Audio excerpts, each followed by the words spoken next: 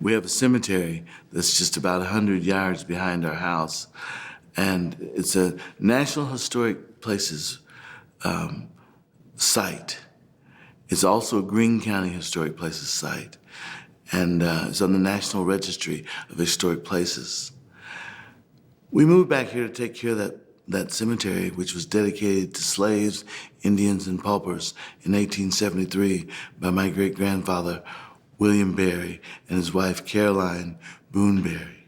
There are all sorts of people who are buried there. There were 47 marked slave graves.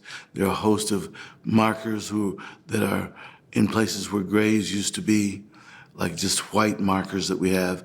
And we even have 2 Osage Indian mounds that are on our property. These mounds are burial place for Native Americans who lived in this area. The whole cemetery is dedicated to people who could not, for one reason or another, be buried in the common cemetery in Ash Grove. The Native Americans, because it was against the law. The African Americans, for the very same reason, and the paupers, because they couldn't afford a plot. They were all buried in our family cemetery. You see, we're not very far from the Trail of Tears.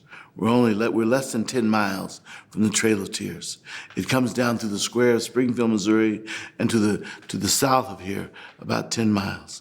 So that there were many Native Americans who lived in this area and came off the Trail of Tears as they were going from here into Oklahoma.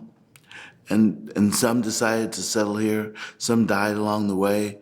And so as a result of that, we have Osage Indian mounds in our cemetery. Well, my great-grandfather, William Berry, is buried there. Caroline Boone Berry is buried in the cemetery. Her mother, who is the woman of Nathan Boone, and Caroline, of course, is the daughter of Nathan Boone, the son of Daniel Boone. They're all buried in our cemetery, as well as other figures such as Mother Charity James. She was one of the people who was in the Underground Railroad with Harriet Tubman. And Mother Charity James is in a very famous picture that you see of Harriet Tubman. And there's a little lady in the background who's dressed in white, and she's got a curved handle cane that she's leaning against. That's Mother Charity.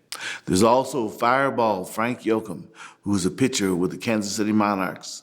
And he struck out Babe Ruth and Lou Gehrig. He was quite a figure, quite a man. His name was Fireball Yoakum.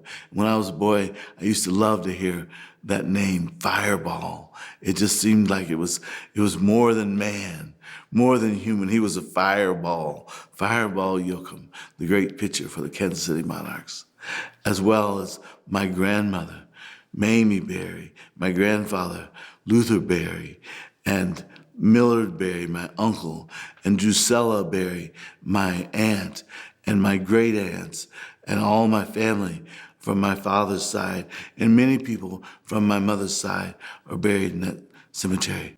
So our cemetery is not a museum piece. Our cemetery is not a tribute to the past. It's a perpetual cemetery that reaches from 1873 into this present day.